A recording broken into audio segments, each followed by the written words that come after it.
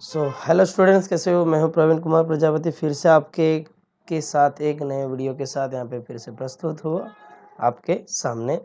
Class 11th जीव विज्ञान यानी बायोलॉजी के चैप्टर 2 का ये जो वीडियो नंबर तीसरा है जो मैं आपके सामने आज लेकर आया हूँ। ठीक है, तो आशा है आपने वीडियो नंबर दूसरा और पहला यानी पार्ट 2 और पार्ट 1 आपने देख लिया होगा। अगर आपने पार्ट 2 नहीं देखा है तो जल्दी से जाइए, पहले उससे देख कर आइए, तभी आपको ये तीसरा पार्ट समझ में आएगा। ठीक है, अगर फिर भी आपका इच्छा है कि भाई नहीं हम तो नहीं जाएंगे तो कोई बात नहीं, आप यहीं से समझ सकते हैं, लेकिन मैं रिकमेंड करूँगा कि आप जाइए और दूसरा वीडियो यानी पार्ट 2 समझ के आइए। ठीक है, चलो तो ये हमारा पार्ट तीसरा है, पार्ट 3। ठीक है, तीसरा भाग है। ठीक है, और हम लोग आए थे बेसिडियोमाइसीटीज पे। किस पे आए थे? बेसिडियोमाइसीटीज पर हम लोग आए थे। ठीक है, ओके। बेसिडियोमाइसीटीज ये क्या था भाई? एक वर्ग था, एक प्रकार है अपने फंजाई जगत का। ठीक है, बेसिडियोमाइसीटीज के ज्ञात प्रकार सामान्य मशरूम, मशरूम, ब्रेक्ट फंजाई तथा पफबॉल है। देखो आपने मशरूम का है, मशरूम। ठीक है, ब्रेक्ट फंजाई और पफबॉल ये इसके सामान्य प्रकार है, यानी हम कह सकते हैं इसके एग्जाम्पल। ठीक है, ये कहाँ कहाँ उगते हैं? ये मिट्टी में, लट्टे तथा वृक्ष के ठूठों पर तथा सजीव पादपों के अंदर परजीवी के रूप में उगते हैं, जैसे किट तथा कंड। किट और कंड, चलो किट के बारे में आपने देखा है। ठीक है, किट के बारे में आपने पढ़ा, पिछले लेक्चर में था। ठीक है, अच्छा। कवक जाल शाखित तथा पटीय होता है। ठीक है, कवक जाल इसकी कैसी होगी? शाखित होगी और पटी होगी। शाखाएं होगी और पटी यानी उसके सतह होगी एक दूसरे के ऊपर बनी हुई। लास्ट लेक्चर हम देख चुके, फिर भी एक बार फिर से बता दे रहा हूँ। पटीय मतलब शब्द का अर्थ क्या है? पटीय शब्द का अर्थ क्या होता है? मान लीजिए कि आपने एक रोटी रखी, उसके ऊपर ही दूसरी रखी, फिर उसके ऊपर और एक तीसरी रखी, ऐसा ऐसा करके आपने बहुत सारी सतह उसके ऊपर रखते गए, तो ये हम कहेंगे पटीय। ठीक है, पटीय, एक के ऊपर दूसरी सतहों का आ जाना पटीय हो जाता है। अच्छा, आगे देखेंगे। इसमें अलैंगिक बीजाणु प्रायः नहीं होते, लेकिन कायिक जनन खंडन विधि द्वारा बहुत सामान्य है। ठीक है, अच्छा, अलैंगिक बीजाणु इसमें नहीं होता। पहली बात इसमें आपको दी गई कि अलैंगिक बीजाणु इसमें नहीं होता है। अलैंगिक बीजाणु प्रायः नहीं होते, लेकिन कायिक खंडन, कायिक जनन जो होता है वो खंडन विधि द्वारा होता है। ठीक है, कायिक जनन की हम बात किए थे, शरीर के किसी अंग का टूट जाना शरीर के अंग से, तो वो कायिक जनन कहलाता है। और ये खंडन विधि द्वारा बहुत खंडन छोटे छोटे टुकड़ों में बढ़ जाता है और बहुत सामान्य है ये, मतलब इसमें बहुत सामान्य है, किसमें? बेसिडियोमाइसीटीज में। अच्छा, इसमें लैंगिक अंग नहीं होते, लेकिन इसमें प्लेज्मोगेमी विभिन्न स्टेनों वाली दो कायिक कोशिकाओं अथवा जिन प्रारूप के संलयन से होती है। अच्छा, अब क्या बोला? प्लाज्मोगेमी। प्लाज्मोगेमी अपने ने पढ़ी थी लास्ट टाइम। प्लाज्मोगेमी क्या थी कि जो दो कोशिकाएं होती है उनके बीच का प्लाज्मा यानी उसकी जो कोशिका द्रव्य होता है, कोशिका द्रव्य कोशिकाओं का, उनके मिल जाना। ठीक है, तो वही थी प्लाज्मोगेमी। लेकिन इसमें प्लाज्मोगेमी कैसी हो रही है? विभिन्न स्ट्रेन वाली दो कायिक कोशिकाओं द्वारा। कौन सी? दो कायिक कोशिकाओं अथवा जीन प्रारूप के संलयन से होती है। देखो अब इसमें लैंगिक अंग इसमें भी नहीं होते। ठीक है, इसमें लैंगिक अंग खास होते नहीं है। क्या बोले? लैंगिक अंग नहीं होते, लेकिन फिर भी क्या होता है इसमें?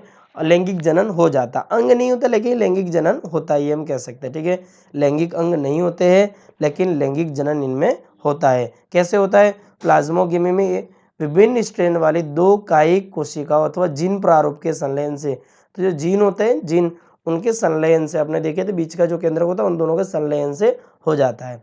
लेकिन इनमें क्या कोई लैंगिक अंग नहीं होता है जो अलग से अंडाणु शुक्राणु जैसे मनुष्य में होता है, उसी तरह नर युग्मक और मादा युग्मक उत्पन्न कर सके। इसमें डायरेक्ट क्या होता है कि एक कवक की जाल है, दूसरे कवक की जाल है, दोनों का डीएनए यानी उसका जीन प्रारूप होता है वो मिल जाता है, जिससे क्या होता है एक तरीके से उसमें लैंगिक जनन हो जाता है। ठीक है, इसमें लैंगिक अंग नहीं होता। बिना लैंगिक अंग के लैंगिक जनन होता है वो होता है बेसिडियोमाइसीटीज में। ठीक है, इसमें बनने वाली संरचना द्विकेंद्र की होती है, जिससे अंततः बेसिडियम बनते हैं। देखो इससे बनने वाली संरचना कैसी होती है? द्विकेंद्र की। अपने लोगों ने बात की थी द्विकेंद्र की क्या होती है, जिसमें क्या होता है पहले दो केंद्रक बनते हैं। ठीक है, पहले दो केंद्रक वाली द्विकेंद्र की अवस्था आती है, फिर उसके बाद में यहाँ पे बोला बेसिडियम बीजाणु बनते हैं। ठीक है, बेसिडियम बीजाणु के बारे में आपने पढ़े थे, देखो यहाँ पे दिखा दिया था आपको।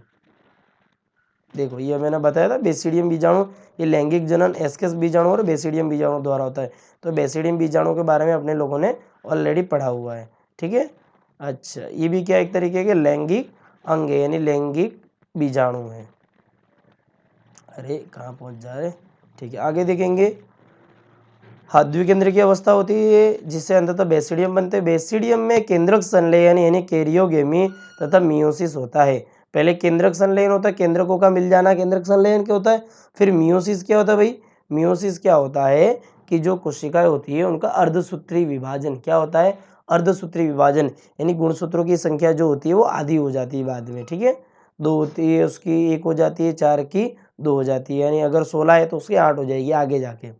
अच्छा, जिसके कारण बेसिडियम बीजाणु बनते हैं, ठीक है। बेसिडियम में केंद्रक संलयन होता है और वहीं पे बेसिडियम 4 बेसिडियम बीजाणु बनते हैं। देखो क्या होता है, पहले केंद्रक संलयन होगा, फिर 1 मिनट, हाँ हाँ, अब 4 बेसिडियम बीजाणु बनते हैं। कितने, 4। अच्छा, 4 बेसिडियम बीजाणु कैसे बनेंगे, मियोसिस के थ्रू। किसके थ्रू, मियोसिस के द्वारा 4 बेसिडियम बीजाणु बनते हैं। मियोसिस क्या है भाई, तो मियोसिस कोशिका विभाजन की एक प्रक्रिया है जिसमें कोशिका की जो अवस्था होती है अगर द्विगुणित है तो अगुणित हो जाती है, यानी 2n वाली है तो n हो जाती है। यानी हम कह सकते हैं अगर 46 गुणसूत्र है तो उसके आधे यानी 23 हो जाते हैं, लेकिन एक में से 4 बनती है। कितनी बनती है, एक अर्धसूत्री विभाजन यानी मियोसिस से 4 बेसिडियम बीजाणु बनते हैं। कितने बनेंगे, 4, ठीक है। आगे देखेंगे, बेसिडियम बीजाणु बेसिडियम पर बहिर्जात उत्पन्न होते हैं। तो बेसिडियम बीजाणु बेसिडियम पर, बेसिडियम क्या होता है, इसकी कवक जाल होती है, ठीक है, और इस पे बहिर्जात उत्पन्न होते हैं। जबकि हमने एस्कस बीजाणु देखे थे एस्कोमाइसिटीज में, यानी जस्ट इसके पहले वाले ऊपर में जो अंतर जातीय उत्पन्न थे। तो आप ये अंतर याद रखना, ठीक है। बेसिडियम बीजाणु जो होते हैं बहिर्जात उत्पन्न होते हैं और एस्कस बीजाणु अंतर जातीय उत्पन्न होते हैं। आगे, बेसिडियम फलनकाय में लगे होते हैं जिससे बेसिडियोकार्प कहते हैं। तो जिस फलनकाय में, फलनकाय यानी ऐसी जगह जहाँ पर बेसिडियम लगे रहते हैं, तो उससे अपने कहते हैं बेसिडियोकार्प। इसके कुछ सामान्य उदाहरण है, एगेरिकस यानी मशरूम, ऑस्ट्रेलिगो यानी कंड, और पक्सिनिया यानी किट फंगस, ठीक है। पक्सिनिया हमने देखा था, किट फंगस गेहूं पर हो जा रहे थे वो, ठीक है। अच्छा, किट फंगस यानी देखो आप इनको भी हाईलाइट कर देंगे अपने, ठीक है। क्या करेंगे, हाईलाइट कर देते हैं, हाईलाइटर, हाईलाइटर, हाँ इस बार ग्रीन वाला लेते हैं। कहाँ है, ये वाला। एक एगेरिकस यानी मशरूम, एक पक्सिनिया यानी किट, और एक ऑस्ट्रेलिगो यानी कंड, ठीक है। अच्छा, मशरूम भी है जो ऊपर दिया हुआ था आपने। ठीक है, अगला क्या है, ड्यूटीरियोमाइसिटीज। क्या है अगला, ड्यूटीरियोमाइसिटीज। अभी ड्यूटीरियोमाइसिटीज क्या है देखते हैं, चलो। इसे प्राय अपूर्ण कवक भी कहते हैं। अपूर्ण कवक मतलब अधूरा कवक। क्या कहते हैं इसको, अपूर्ण कवक कहते हैं, क्योंकि इनकी केवल अलैंगिक तथा कायिक अवस्था ही ज्ञात हो पाई है। अब ये ड्यूटीरियोमाइसिटीज के बारे में पढ़ रहे हैं ना, यानी चौथा प्रकार है। खास इसमें ये ध्यान देंगे कि इसमें कोई भी लैंगिक अंग होता ही नहीं है, ना ही लैंगिक बीजाणु बनते, ठीक है। लैंगिक बीजाणु कहाँ बन रहे थे, सिर्फ बेसिडियोमाइसिटीज में बन रहे थे, एस्कोमाइसिटीज में बन रहे थे, ठीक है। या फिर ड्यूटीरियोमाइसिटीज जो है इसमें कोई भी लैंगिक अंग नहीं होता है। क्यों नहीं होता, तो अब आप आगे देखेंगे, ठीक है। चलो, क्योंकि इसके केवल अलैंगिक तथा कायिक अवस्था ही ज्ञात हो पाई है। जब इस फंजाई की लैंगिक प्रावस्था की खोज हो जाती है तब उसको उसके उचित वर्ग में रख दिया जाता है। अब क्या बोला है कि कोई भी फंगस है, कोई भी फंजाई है, जो उसकी अगर लैंगिक अवस्था पता चल जा रही है कि क्या है, तो उसको दूसरे वर्गों में रख दिया जाता है। मान लो कि जो बेसिडियम बीजाणु है, ठीक है, ऊपर वाले में अपने जो पढ़ा था, मान लीजिए जो पक्सिनिया, ठीक है, कट एगेरिकस ऑस्ट्रेलिगो, तो पहले इनकी संरचनाओं की खोज नहीं हुई होगी, इनके जो लैंगिक अंग है उनकी खोज नहीं हुई होगी, तो पहले इसको ड्यूटीरियोमाइसिटीज में रखा जाता था, ठीक है। अब जब उसको क्या खोज हो जाती है तो ऊपर वाले वर्ग में रख दिया जाता है कि मान लीजिए कि बेसिडियम बीजाणु बना रहा है, इनमें से कोई अगर किसी भी कवक को मान लेते हैं ड्यूटीरियोमाइसिटीज में रख दिया, पहले आपने खोज कर ली है, ड्यूटीरियोमाइसिटीज में रख दिया है। फिर जब उसकी लैंगिक अवस्था का पता चल जाता है, अगर उसमें बेसिडियम बीजाणु बन रहा है तो उसको बेसिडियोमाइसिटीज में रख लेते हैं, अगर उसमें एस्कस बीजाणु बन जाता है तो उसको एस्कोमाइसिटीज में ले जाते, आगे ऊपर वाले जो 2 वर्ग पड़े थे उसमें ले जाते, ठीक है। जब तक उनके लैंगिक प्रावस्था की खोज नहीं होती है तब तक उन कवक को ड्यूटीरियोमाइसिटीज में रखा जाता है। तो हम यहाँ पे लिख सकते हैं कि तक जब तक लैंगिक प्रावस्था की खोज नहीं होती है, प्रावस्था की खोज न हो तब तक उसको किस में रखा जाता है, डिट्यूरियोमाइसीटीज में रख दिया जाता है। ठीक है, आगे अगर लैंगिक अवस्था की खोज हो जाए तो ऊपरी वर्ग में लेके जाया जाएगा। ठीक है, आगे देखते हैं क्या दिया है। तब उसको उसके उचित वर्ग में रख दिया जाता है। यह भी संभव है कि अलैंगिक तथा कायिक प्रावस्थाओं को एक नाम दे दिया गया हो। ये भी हो सकता है कि अलैंगिक तथा कायिक प्रावस्थाओं के नाम दिया हो और उन्हें डिट्यूरियोमाइसीटीज में रख दिया गया हो, और लैंगिक प्रावस्थाओं को दूसरे वर्ग में। ठीक है, तो लैंगिक प्रावस्था अगर प्राप्त हो जा रही तो उसको अगले वर्गों में ले जाया जाता। ठीक है, चलो इसको थोड़ा नीचे खींच लेते हैं, पढ़ने में आसानी होगी। चलो आगे देखते हैं।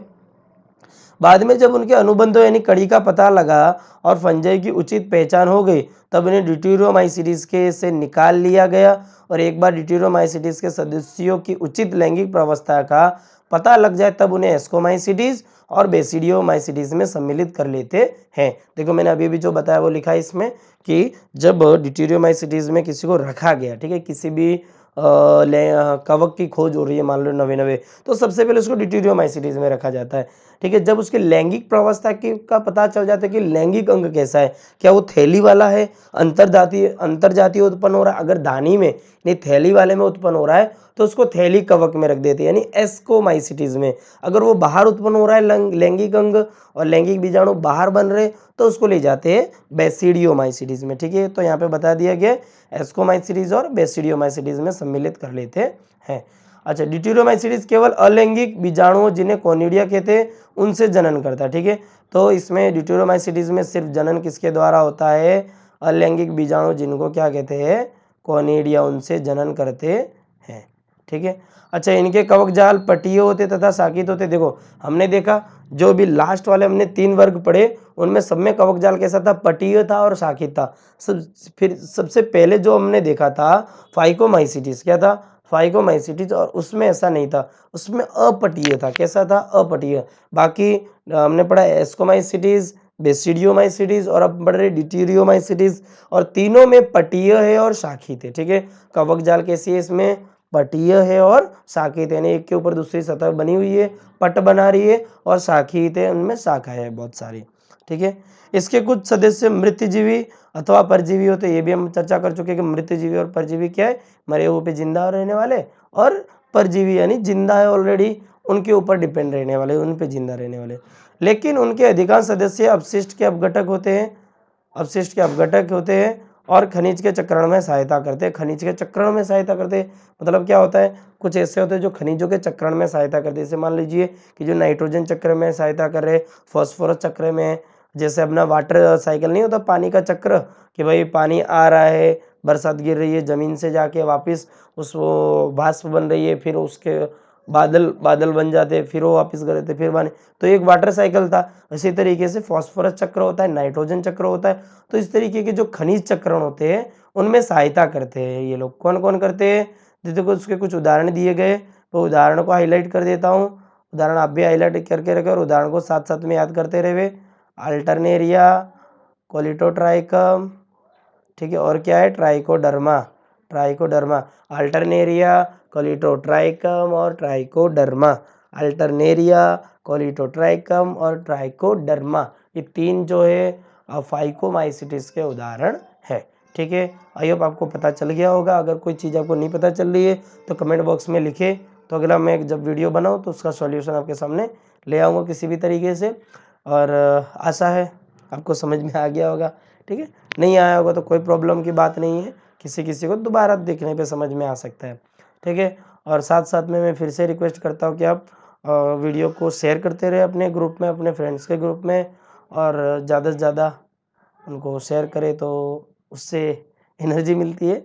तो क्या होता है कि जब शेयर सब्सक्राइबर थोड़े बढ़े तो हम और ऊर्जावान हो जाते हैं, और जितना आप जैसे रिक्वेस्ट करो उस तरीके से आपके वीडियो आपके सामने मिलते रहेंगे। ठीक है, चलो आगे देखेंगे।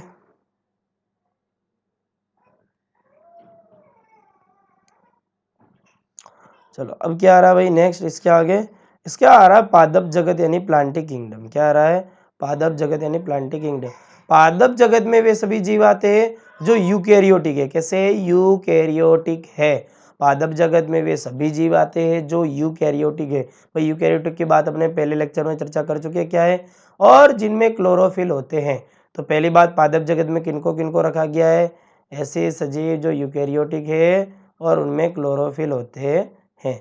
अब आप देखोगे यूकैरियोटिक क्या है, तो फिर से मैं बता देता हूँ। कुछ सजीव ऐसे होते हैं जिनके जो केंद्रक होता है वो पूरी तरीके से विकसित नहीं होता है, केंद्रक झिल्लियाँ नहीं होती है।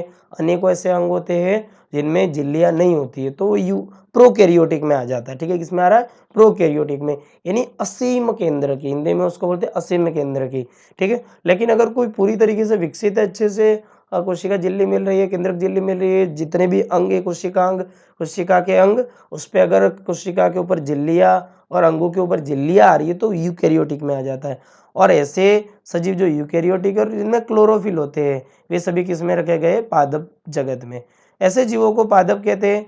इनमें से कुछ पादप जैसे कीटभक्षी पौधे। अच्छा, आपको ये भी बता देते कि क्लोरोफिल के क्या काम है भाई। तो क्लोरोफिल एक ऐसा रंजक द्रव्य होता है जो क्या करता है कि प्रकाश की जो ऊर्जा होती है, यानी सूर्य ऊर्जा होती है, उसको बदल देता है रासायनिक ऊर्जा में। किसमें, रासायनिक ऊर्जा में। प्रकाश की जो ऊर्जा होती है, सौर ऊर्जा भी हम कह सकते हैं, तो उसको रासायनिक ऊर्जा में बदल देता है और कोशिका का भोजन बनाता है। ठीक है, कोशिका अपना भोजन बनाती है। तो क्लोरोफिल इसमें बहुत हेल्पफुल होता है। क्लोरोफिल के बिना प्रकाश संश्लेषण हो ही नहीं सकता। ठीक है, ये हम पहले भी बता चुके हैं, पहले पार्ट में, पहला पार्ट जो वीडियो का पहला भाग था उसमें बता चुके हैं, चैप्टर 2 के। अच्छा, ऐसे जीवों को पादप कहते हैं। इनमें से कुछ पादप जैसे कीटभक्षी होते हैं तथा परजीवी आंशिक रूप से विषमपोषी होते हैं। और कुछ कैसे, तो कीट को भक्षण करने वाला। भाई कीटों का भक्षण करने वाला आप जानते हो क्या होता है, ब्लेडर वर्ड और विनस फ्लाईट्रिप। ठीक है, कीट भक्षण मतलब कुछ ऐसे होते हैं जिनमें क्लोरोफिल तो होता ही है, लेकिन फिर भी वो कीटों का भी भक्षण कर रहे हैं। पादप है, देखो पादप है, पेड़ पौधे, फिर भी कीटों का भक्षण कर रहे हैं। मतलब कि एक घड़े जैसा आकार होता है, जिसका इधर उदाहरण दिया, देखो पढ़ते पहले। ये देखो क्या दिया यहाँ पे, ब्लेडर वर्ट दिया है, ब्लेडर वर्ट क्या दिया, ब्लेडर वर्ट मतलब घटपर्णी। इसको क्या बोलते हैं, घटपर्णी भी बोलते हैं। क्या बोलते हैं, घटपर्णी। पहले इसको समझा देता हूँ थोड़ा, फिर आपको आगे ले जाता हूँ। घटपर्णी क्या होता है, ऐसे घड़े के आकार की होती है। मान लीजिए कि जो पत्ती होती है पेड़ पौधे की, उसके ऐसे, ये पेड़ पौधे की जो पत्ती है, ठीक है, उसके पत्ती के सहारे से यहाँ पे घड़ा सा लटका रहता है, और इसके यहाँ पे ढक्कन भी होता है ऑलरेडी। क्या होता है, ढक्कन होता है। ठीक है, और इसके अंदर से रोए रहते हैं। अब इसमें क्या होता है, मान लो कोई कीटक यहाँ पे बैठ गया, ठीक है, अंदर आ गया, तो ढक्कन ऑटोमेटिकली एकदम से बंद हो जाता है और कीटक अंदर फंस जाता है, और पादप क्या करता है, उसका भक्षण कर लेते हैं। तो इसको क्या कहते हैं भाई, ये कीटभक्षी पौधा है। कैसा है, कीट का भक्षण करने वाले, कीटभक्षी पौधा। ठीक है, तो ये हमने उसका एक एग्जाम्पल दिया, उसका नाम क्या था, घटपर्णी। क्या है, घटपर्णी इसको बोला जाता है। ठीक है, अच्छा, इसका इंग्लिश नाम यहाँ पे दिया है ब्लेडर वर्ट। क्या दिया गया है, ब्लेडर वर्ट। चलो आगे देख रहे क्या दिया है, कीटभक्षी पौधे तथा परजीवी आंशिक रूप से विषमपोषी होते हैं। ठीक है, और परजीवी भी होते हैं, आंशिक रूप से विषमपोषी, दूसरों पे डिपेंड रहने वाले भी होते हैं। अच्छा, वीनस फ्लाई ट्रैप, ये क्या भाई, तो ये भी ऐसा ही है, वीनस फ्लाई ट्रैप।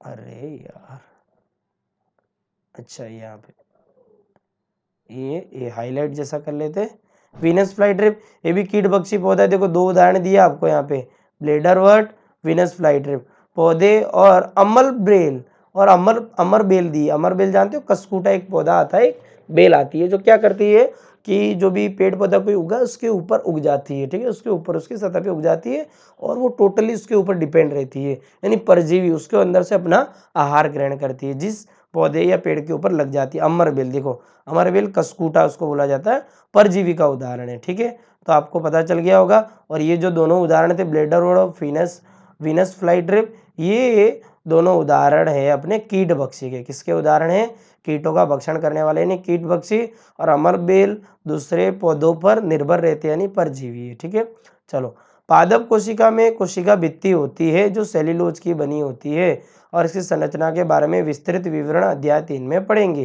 ठीक है, तो पादप कोशिका में जो पादपों की जो कोशिका होती है, उनकी कोशिका भित्ति होती है, वो सेल्यूलोज की बनी होती है। किसकी बनी होती है, सेल्यूलोज की। आप ये वर्ड याद रखेंगे, सेल्यूलोज की बनी होती है। किसकी बनी होती है, सेल्यूलोज की।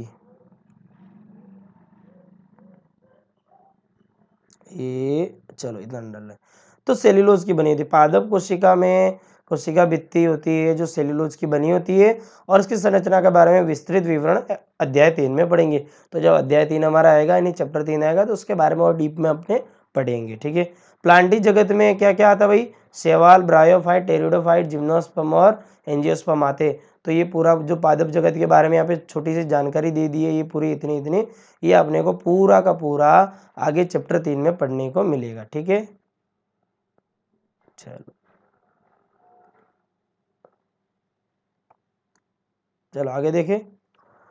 पादप के जीवन चक्र में दो सुस्पष्ट अवस्थाएं आती है। देखो ये जो अभी हम लोग बात कर रहे हैं ना, ये जो पूरा पैराग्राफ, ये वाला पूरा पैराग्राफ मैं पीछे थोड़ा समझा रहा हूँ, पीछे लेके जाके मतलब ड्राइंग वाले चार्ट पे लेके जाके समझा रहा हूँ, क्योंकि ये पूरा का पूरा एक इम्पोर्टेंट टॉपिक है और ये बुक में बहुत शॉर्टकट में और मिक्स करके दिया है। ठीक है, तो इसको अपने पीढ़ी एक संतति एकांतरण उसको कहते हैं। तो अपने यहाँ पे टाइटल जो दिया इधर समझेंगे थोड़ा।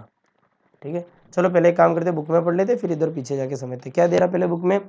पादप के जीवन चक्र में दो सुस्पष्ट अवस्थाएं होती है, द्विगुणित बीजाणु उद्भिद, द्विगुणित बीजाणु उद्भिद। देखो दो अवस्थाएं आती है, पहली अवस्था होती है वो, आप इस चीज का खास ध्यान रखेंगे, ये अक्सर स्टूडेंट 11वीं पास कर जाता है लेकिन इस चीज का मतलब नहीं पता चलता। ठीक है, अच्छा, द्विगुणित बीजाणु उद्भिद एक ये वाला, दूसरा क्या दिया है, अगुणित युग्मकोद्भिद।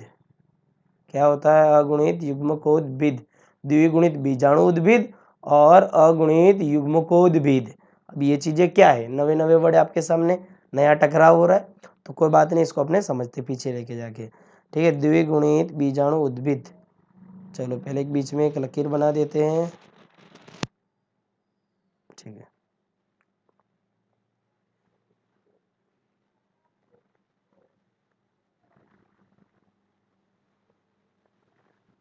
अच्छा यहाँ पे दिया है द्विगुणित, क्या, द्विगुणित, द्विगुणित मतलब 2n। ठीक है, शॉर्टकट में आप लिख सकते हैं। और अगुणित, अगुणित मतलब n यानी सिंगल टोटली। ठीक है, तो द्विगुणित को क्या बोला गया यहाँ पे, देखो द्विगुणित बीजाणु उद्भिद और अगुणित युग्मकोद्भिद, द्विगुणित बीजाणु उद्भिद। तो इससे द्विगुणित को और क्या बोलते हैं, दूसरी अवस्था पहली अवस्था को यहाँ पे बोला गया है द्विगुणित बीजाणु उद्भिद। क्या है, बीजाणु उद्भिद। देखो एनसीईआरटी में हर शब्द में परिभाषा लिखी, जो परिभाषा समझ गया समझो उसको एनसीईआरटी आ गई। ठीक है, और इधर क्या दिया, अगुणित युग्म कोद्भिद। चलो ये दोनों संरचनाएं क्या है तो अपने पहले बुक में पढ़ते हैं। देखो खास जो मैं ये चार्ट जो बना रहा हूँ या आप कहीं रफ नोट में या बुक में साइड में छोटी सी राइटिंग में इसको बना हुए, बुक में साइड में जगह दी गई है। ठीक है, तो चलो क्या दे रहा है बुक में देखते हैं। हाँ, इन दोनों में पीढ़ी एकांतरण होती है, इन दोनों में क्या होता है, पीढ़ी एकांतरण होती है। क्या है पीढ़ी एकांतरण, चलो पढ़ते हैं। विभिन्न प्रकार के पादप वर्गों में अगुणित तथा द्विगुणित प्रवस्थाओं की लंबाई और वे प्रवस्थाएं मृत जीवी है तथा दूसरों पर निर्भर करती है, उनके अनुसार विभिन्न होती है। युग्मनज 2n में मियोसिस, अच्छा यहाँ से मेन चीजें जो समझने वाली है जो आई है वो टोटली यहाँ से आ रही है। पूरा जो पीढ़ी एकांतरण है यानी संतति एकांतरण जो है वो यहाँ से आएगा। क्या दिया है, युग्मनज 2n में मियोसिस के विभाजन के द्वारा अगुणित n बीजाणु बनते हैं। ठीक है, युग्मनज 2n में मियोसिस होता है, तो देखो युग्मनज 2n में मियोसिस होता है तो यहाँ पे हम लिखेंगे इसको युग्मनज भी कहते हैं। क्या कहते हैं, युग्मनज, क्या कहते हैं, युग्मनज। ठीक है, ये युग्मनज बना यानी एक तरह की कोशिका है जो 2n अवस्था वाली है और इनमें जो विभाजन होता है वो लिखा है मियोसिस होता है। क्या होता है, मियोसिस। अब ये मियोसिस क्या है, तो इसको अर्धसूत्री विभाजन भी कहते हैं। क्या कहते हैं, अर्धसूत्री विभाजन। ठीक है, तो इसमें मियोसिस प्रकार का विभाजन होता है। मियोसिस क्या होता है, जो दुगनी कोशिकाएं होती है 2n वाली होती है वो बाद में जाके n में बदल जाती है। ठीक है, चलो अभी बुक में देखते हैं क्या दे रखा है बुक में। हाँ यहाँ पे तो क्या बोला है, युग्मनज 2n में मियोसिस के विभाजन के द्वारा अगुणित n बीजाणु बनते हैं, अगुणित n बीजाणु बनते हैं, अगुणित n बीजाणु बनते हैं, क्या बनते हैं, अगुणित n बीजाणु विभाजन के द्वारा अगुणित अगुणित n बीजाणु बनते हैं, n बीजाणु बनते हैं। ठीक है, चलो अब यहाँ पे क्या दे रखा है, हाँ ये बीजाणु अंकुरित होकर युग्मकोद्भिद बनाते हैं। तो ये अंकुरित होकर बाद में क्या बनाते हैं, युग्मकोद्भिद बनाते हैं। ये बीजाणु बाद में अंकुरित होकर क्या बनाते हैं भाई, युग्मकोद्भिद बनाते हैं। क्या बनाते हैं, युग्मकोद्भिद बनाते हैं। तो यही बीजाणु जब n अवस्था वाले होते हैं तो बाद में ये जाके क्या बनाते हैं, युग्मकोद्भिद, यानी जो n बीजाणु वाली जो अवस्था होती है ये बाद में जाके क्या बनाती है, युग्मकोद्भिद। देखो दिया ना n अगुणित। अब समझ में आया क्या हो रहा था, तो आपको फिर से देखो यहाँ पे मैं समझा दे रहा हूँ। सबसे पहले क्या होता है कि 2n यानी 2n वाली जो अवस्था होती है उसको बीजाणु उद्भिद होता है। तो क्या होता है, जो कोशिका होती है वो युग्मनज ऑलरेडी 2n वाली होती है। अब उसमें क्या होता है, मियोसिस यानी अर्धसूत्रीय विभाजन होता है और उसके द्वारा अर्धसूत्रीय विभाजन के द्वारा अगुणित बीजाणु n बनता है, यानी 2n से n बन जा रहा है। फिर जो n वाला बीजाणु होता है उसको क्या कहा जाता है, आगे जाके युग्मकोद्भिद कहा जाता है। क्या, अगुणित युग्मकोद्भिद कहा जाता है। ठीक है, ये चीजें एनसीईआरटी वाले समझाने की कोशिश कर रहे थे। ठीक है, ये बीजाणु अंकुरित होकर युग्मकोद्भिद बनाते हैं। अच्छा आगे क्या दिया, युग्मक नर तथा मादा युग्मकोद्भिद पर बनते हैं, युग्मक नर तथा मादा युग्मकोद्भिद पर बनते हैं। अच्छा ये युग्मकोद्भिद बना दिया। ठीक है, युग्मकोद्भिद क्या है, शरीर का मान लो कि अंग है। अब इसी के ऊपर क्या बन रहा है, नर अंग बनेंगे। मान लीजिए इसके ऊपर नर अंग बन जा रहा है। ठीक है, और मादा अंग बनेंगे भाई, ये भी n अवस्था वाला होगा और ये भी n अवस्था वाले होंगे। इसी के ऊपर ये जो n अवस्था वाली कोशिका होगी तो इसको युग्मकोद्भिद कहेंगे और इसी से क्या बन रहा है, n अवस्था वाले नर और मादा बनेंगे। ठीक है, आगे देखते हैं। चलो इसको थोड़ा सा और ऊपर खींच लेते हैं। हाँ क्या बोला, युग्मकोद्भिद युग्मक नर तथा मादा युग्मकोद्भिद पर बनते हैं जो संलयन होकर पुनः द्विगुणित युग्मनज बनाते हैं। अब ये क्या होते हैं कि ये दोनों जो होते हैं वापिस संलयन हो जाते हैं। मान लो कि ये नर था ये मादा थी, ये नर है और ये क्या है, मादा है। अब भविष्य में फिर से क्या हो रहा है, यहाँ से नर यहाँ पे आ जा रहा है n अवस्था वाली कोशिका और यहाँ से भी n अवस्था वाली कोशिका, ये मादा। मान लीजिए कि ये नर है और ये है मादा। अब ये दोनों मिलके दोनों जब संलयित हो जाएंगे एक साथ, फिर ये पूरा एक अलग से कोशिका बनाएंगे जो 2n वाली अवस्था आ रही है। तो फिर से ये क्या बना रहे हैं, ये बना रहे क्या, द्विगुणित बीजाणु उद्भिद बनाते हैं। ठीक है, मैं पूरा आपको यहाँ पे चक्कर घुमा के पूरा बता दूंगा। ठीक है, युग्मनज से बीजाणु उद्भिद विकसित होता है। इस प्रक्रम को संतति एकांतरण कहते हैं। बीजाणु उद्भिद उत्पन्न हो रहा है। ठीक है, तो चलो फिर से एक बार यहाँ पे इसको रिवीजन कर लेते हैं कि क्या दिया है आपको मगज में, अच्छे से ये चीज़ें घुसे। मगज यानी मतलब दिमाग। ठीक है, मगज गुजराती में कहवा है, मैं गुजरात से हूँ तो क्या रहता है कि ये चीज़ें निकल जाती है। अच्छा अब क्या हो रहा है, सबसे पहले मान लो कि शरीर की कोई कोशिका 2n वाली, वो 2n वाली होती है। ठीक है, फिर उसमें क्या होता है कि अर्धसूत्री विभाजन होता है। क्या होता है, अर्धसूत्री विभाजन, क्या, मियोसिस।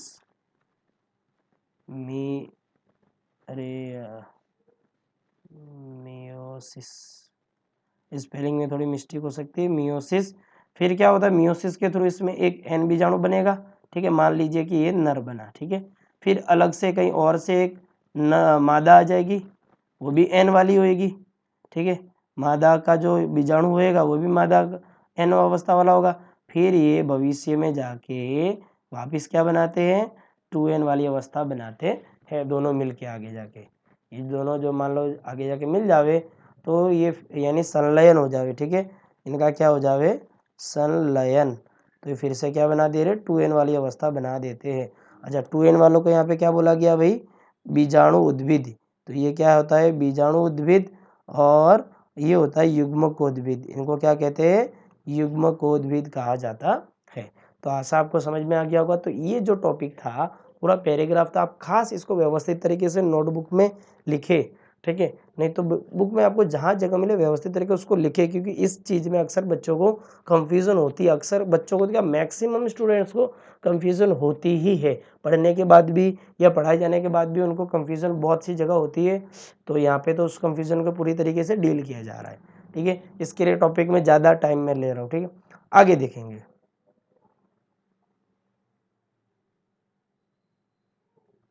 कहाँ गया, ये रहा। चलो आगे क्या बोला, तो इस तरीके की जो ये जो रिएक्शन हो रही है ना, उसको कहते हैं संतति एकांतरण। क्या कहते हैं, संतति एकांतरण कहते हैं। अब आ रहा है जंतु जगत यानी एनिमेलिया किंगडम। देखो ये जो चैप्टर है पूरे में, पहले तो देखो आपको सबसे पहले क्या पढ़ा है, मोनेरा जगत, फिर क्या पढ़ा है, प्रोटिस्टा जगत, फिर फंजाई जगत। इन तीनों के बारे में डिटेल में जानकारी दी। अभी आपको सिर्फ एक वनस्पति जगत और जंतु जगत के बारे में छोटी सी जानकारी दे रहे हैं, लेकिन आगे के चैप्टर में हम इसको और अच्छे से डिटेल में पढ़ेंगे। जो ये अभी मैंने अभी स्ट्रक्चर समझाई थी संतति एकांतरण वाली, ये और डिटेल में अपने को पढ़ने को मिलेगी आगे, ठीक है। अब क्या आ रहा है, जंतु जगत यानी एनिमेलिया किंगडम। क्या आ रहा है, जंतु जगत यानी एनिमेलिया किंगडम, ठीक है। चलो क्या हो रहा है, इस जगत के जीव विषम पोषी यूकैरियोटिक। अब ये क्या है, विषम पोषी यूकैरियोटिक है, ठीक है। अच्छा, जंतु जगत में सभी जंतु आ गए, यानी अमीबा से लेकर मनुष्य तक, कुत्ता, बिल्ली, गाय, भैंस, भेड़, बकरी, आप जो भी प्राणी देखते हो वो सभी के सभी प्राणी आ जा रहे हैं जंतु जगत में, ठीक है। प्राणी यानी जंतु भी होता है, ठीक है। अच्छा, ये यूकैरियोटिक यानी पूरी तरीके से इनकी कोशिका विकसित है, सब कुछ इनमें अंग ऑलरेडी उपस्थित है, वो भी झिल्ली के साथ। विषमपोषी मतलब क्या होता है, ये अपना खाना खुद नहीं बना सकते, दूसरे सजीवों पर प्रत्यक्ष या परोक्ष रूप से डिपेंड रहते हैं, ठीक है।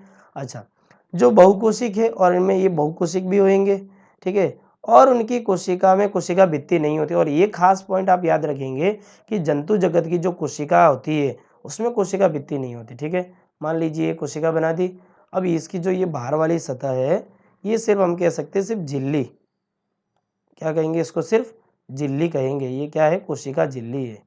अगर हम बात कर रहे हैं प्राणी कोशिका की, किसमें, प्राणी कोशिका या जंतु कोशिका के बारे में अगर हम इसकी बात करें, तो इसमें सिर्फ झिल्ली होती है, भित्ति नहीं होती। क्या नहीं होती है, कोशिका भित्ति। शॉर्टकट में लिख दे रहा हूँ, कोशिका भित्ति। कोशिका भित्ति नहीं होती है, इसमें नहीं होती है, एनिमेलिया किंगडम यानी जंतु जगत में नहीं होती है, ठीक है। आगे देखते हैं। हाँ, ये भोजन के लिए परोक्ष अथवा अपरोक्ष रूप से, यानी प्रत्यक्ष अपरोक्ष, परोक्ष या अपरोक्ष रूप से पौधों पर निर्भर है। तो ये परोक्ष और अपरोक्ष रूप क्या हुआ, परोक्ष रूप मतलब शाकाहारी, टोटली हम सिर्फ पौधों को खा रहे हैं, ठीक है। अब अपरोक्ष रूप से क्या हुआ कि मान लीजिए कि जो शेर है हमारा, वो अपरोक्ष रूप से पौधों पर निर्भर है। कैसे, अब आप जानते हो कि भाई शेर, यानी शेर का एक उदाहरण है कि शेर खाना नहीं खाएगा, मर जाएगा, पर घास कभी नहीं खाएगा। शेर को मांस मिलेगा तो ही वो जिंदा रहेगा, शेर कभी घास नहीं खाएगा, ठीक है। तो क्या ये विषमपोषी नहीं है, हाँ भाई ये विषमपोषी है। कैसे विषमपोषी है कि भाई ये दूसरों पे डिपेंड रह रहा है, और दूसरी बात ये है कि ये प्रत्यक्ष और परोक्ष रूप से पौधों पर निर्भर होने की बात हो रही है। तो परोक्ष रूप से होना मतलब डायरेक्ट उस पौधों को खाना, यानी हिरन जब पौधों को खा रही है तो परोक्ष रूप से उस पर निर्भर है। लेकिन शेर अगर पौधों को नहीं खा रहा लेकिन हिरन को तो खा रहा है ना, तो वो पौधों पर तो निर्भर है लेकिन अपरोक्ष रूप से, इनडायरेक्टली निर्भर है, डायरेक्टली निर्भर नहीं है पौधों पर, ठीक है। फिर से बता दे रहा हूँ, जैसे कोई हिरन है और हिरन खा रही है पौधों को, ठीक है, घास फूस को खाती है, ठीक है, हिरन घास को खा रही है, तो हम कहेंगे वो परोक्ष रूप से पौधों पर निर्भर है। कैसे, परोक्ष रूप से। अब दिया अपरोक्ष रूप से, अपरोक्ष का मतलब होता है कि ऐसा सजीव या ऐसा जीव जो डायरेक्ट पौधों को नहीं खाता है लेकिन ऐसे जीव को खा रहा है जो पौधों को खा रहे होते। मतलब शेर जो है डायरेक्ट घास तो नहीं खाता है, लेकिन ऐसे सजीवों को खा रहे हैं जो घास खाते हैं, यानी हिरण को खाता है जो घास खा रहा है। तो शेर जो है अपरोक्ष रूप से पौधों पर निर्भर है, लेकिन पौधों पर तो निर्भर है, ठीक है। समझ में आ गए होगा आपको ये दोनों पॉइंट। चलो, ये पौधों पर निर्भर रहते हैं, ये अपने भोजन को एक आंतरिक गुहिका में पचाते हैं। अच्छा, एनिमलिया किंगडम की बात हो रही है तो अपने भोजन को एक आंतरिक गुहिका में पचाते हैं। नहीं, भोजन को एक अंदर शरीर में पहले ले लिया जाता है, एक अंदर गुहिका, गुहिका मतलब एक अंदर की कैविटी, यानी एक तरीके का हम कह सकते हैं कि जो थैली रूप संरचना होती है उसके अंदर ले जाते हैं, जैसे हमारे आमाशय है उसके अंदर पचाते हैं। और भोजन को ग्लाइकोजन अथवा वसा के रूप में संग्रहण करते हैं, ग्लाइकोजन अथवा वसा के रूप में संग्रहण करते हैं। तो आपके देख लेंगे भाई ये फैट होती है, ठीक है, तो ये ग्लाइकोजन है, या हम कह सकते हैं चर्बी है। तो भोजन जब खा रहे तो उसमें पच कर कहाँ पे चला जाता है, वसा के रूप में शरीर में सेव हो जाता है। अगर ज़्यादा खा रहे लेकिन कम खा रहे, मेहनत बहुत ज़्यादा कर रहे तो वसा सेव नहीं होगी, उल्टी जो वसा हमारे शरीर में पड़ी है वो कम होती जाएगी। चलो संग्रहण करते, इनमें प्राणी संपोषण अर्थात भोजन का अंतर्ग्रहण करना होता है। इनमें प्राणी संपोषण यानी भोजन को अंदर लेना पड़ता है, खाना पड़ता है। उनमें वृद्धि एक निर्दिष्ट पैटर्न होता है और वे एक पूर्ण वयस्क जीव बन जाते हैं, यानी वृद्धि का एक पैटर्न होता है। देखो हमारा जब जन्म हुआ था, या हमारे बात करें तो जन्म के 9 महीने पहले हम सिर्फ एक कोशिका थे और हमारा एक पैटर्न था। धीरे धीरे करके हम 1 महीने के हुए तो हमारे शरीर में कई बदलाव आए, फिर 5 महीने के हुए तो और कई बदलाव आए, 9 महीने के होंगे तो और बहुत ज़्यादा बदलाव आएंगे, पूरा विकसित हो जाएगा। फिर उसके बाद देखोगे तो धीरे धीरे हमारी बॉडी में अनेकों पैटर्न के रूप में चेंज हो जाते हैं, ठीक है। तो इन्हें प्राणी संपोषण अर्थात भोजन का अंतर्ग्रहण करना होता है और में वृद्धि का एक निर्दिष्ट पैटर्न होता है। वही बात, वृद्धि का एक पैटर्न होता है, एक फिक्स पैटर्न होता है। ऐसा नहीं कि मतलब बच्चा है एकदम से बड़ा हो गया, ठीक है, तो या फिर बड़ा है वो एकदम से बच्चा हो गया, ऐसा नहीं, वो एक फिक्स पैटर्न होता है। और वे एक पूर्ण वयस्क जीव बन जाते हैं, धीरे धीरे पूरी तरीके से वयस्क जीव बन जाते हैं। और मानव की बात करें तो 19-20 साल के 18 साल के बाद वो पूरी तरीके से वयस्क जीव बन जाता है धीरे धीरे, जिसकी सुस्पष्ट आकृति तथा माप होती है और खुद की अपनी आकृति और एक माप होता है। उच्च कोटि के जीवों में विस्तृत संवेदी तथा तंत्रिका प्रेरक क्रियाविधि विकसित होती है। उच्च कोटि के सजीव, उच्च कोटि के यानी हम लोग जो है उच्च कोटि में आ रहे, भेड़ बकरी वो जितनी भी चीज़ सब उच्च कोटि में आ रहे, लेकिन कुछ जैसे कि अमीबा, पैरामीशियम, वो क्या उच्च कोटि में नहीं आ रहे, ठीक है, क्योंकि उसमें तंत्रिका तंत्र नहीं होता है, संवेदी तंत्र इतना खास नहीं होता है, ठीक है। समझ में आ रहा है आपको, तंत्रिका तंत्र होना, संवेदी तंत्र यानी आपको चुटकी भरी जा रही तो आपको पता चल रहा है कि भाई मुझे किसी ने चुटली काटी है यहाँ से ऐसे तरीके से, तो ये हमारा तंत्रिका तंत्र काम कर रहा है और ये हमारे में विकसित है उच्च कोटि के जीवों में, ये जिसमें विकसित है उनको उच्च कोटि के जीव कहते हैं। इनमें अधिकांश चलन करने में सक्षम होते हैं और ज़्यादातर जो है एक जगह से दूसरी जगह जा सकते हैं, अधिकांश की जब बात कर रहे हैं प्राणी जगत में, ठीक है। आगे देख रहे हैं, लैंगिक जनन नर तथा मादा के संगम से होता है। भाई लैंगिक जनन की बात है, ये सब हम जानते हैं, फिर भी यहाँ पे बताया जाएगा आपको चैप्टर क्लास 12 में तो और डिटेल में पढ़ने को भी मिलेगा, लेकिन यहाँ पे बात कर रहे हैं शॉर्टकट में, क्या बोले, लैंगिक जनन नर तथा मादा के संगम से होता है। तो लैंगिक जनन के लिए अगर लैंगिक जनन की बात हो रही है तो यहाँ पे नर होएगा और एक मादा होगी, ठीक है, और उनके संगम से आगे जाके नया जीव बनेगा और बाद में उसमें भ्रूण का विकास होता है, बाद में भ्रूण बनता है। भ्रूण यानी जानते हो जो 9 महीने के का जो गर्भ होता है माता के पेट में उसको भ्रूण कहा जाता है। तो भ्रूण का विकास होता है। संघ के विभिन्न मुख्य अभिलक्षणों का विस्तृत वर्णन अध्याय 4 में किया गया है, यानी प्राणी जगत के बारे में अध्याय 4 में, यानी चैप्टर 4 में इसके बारे में वर्णन किया गया है। तो हम चैप्टर 4 में और डीपली पूरे एनिमल